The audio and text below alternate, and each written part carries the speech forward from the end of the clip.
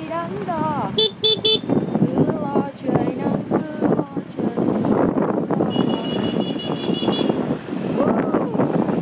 ngửa mặt nằm yên ngắm sao trời.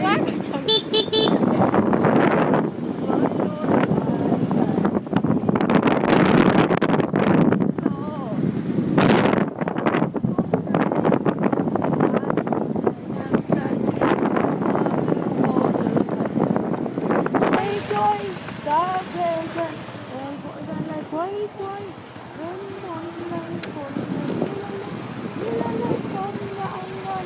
Ô ô ô ô ô ô ta về trong mơ, về trong mơ. Bây giờ đôi chân điều em ước mơ, tin em sẽ không bao giờ trở lại.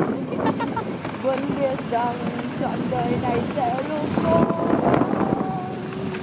và sẽ tiếp nối những đắng cay trong tình yêu.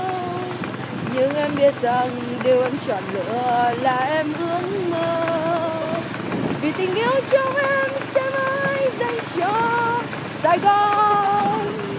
Bởi vì một khi em đã yêu mẹ rồi đi đâu rồi, xích xích bình tĩnh.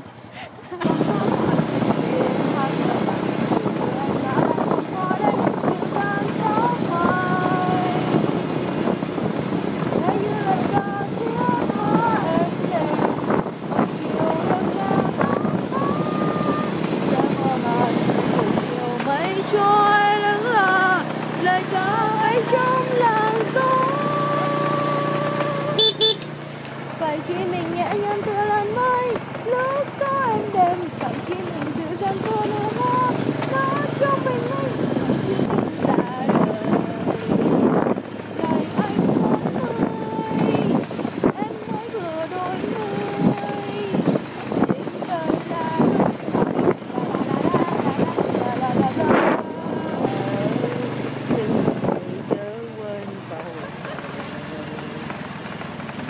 tại vì ai mà gì ta lớn nói gì cũng thôi,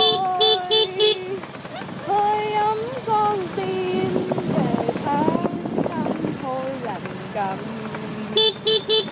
chân hai vô tình đâu sầu thương cao vời vẫn hai mươi cuối là bao.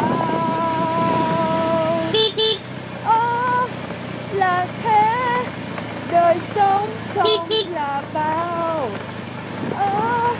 là bao đời sống lâu là thế, không phải đồ gì nè ngày gì sẽ không tới về để nói với nhau mấy lời xuôi mái chèo